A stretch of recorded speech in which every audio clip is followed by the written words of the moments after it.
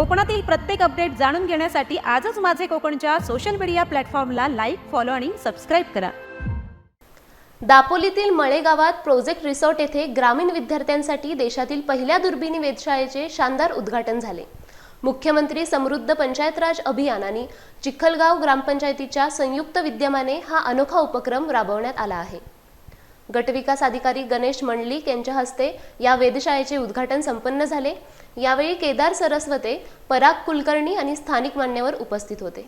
ग्रामीण विद्यार्थ्यांमध्ये वैज्ञानिक दृष्टिकोन रुजवणे आणि शैक्षणिक दरी कमी करणे हा या प्रकल्पाचा मुख्य उद्देश आहे। दापोलीच्या निसर्ग सौंदर्यासोबतच आता पर्यटकांना खगोल पर्यटनाचा आगळावेगळा आनंद घेता येईल, ज्यामुळे स्थानिक रोजगाराला मोठी चालना मिळणार आहे।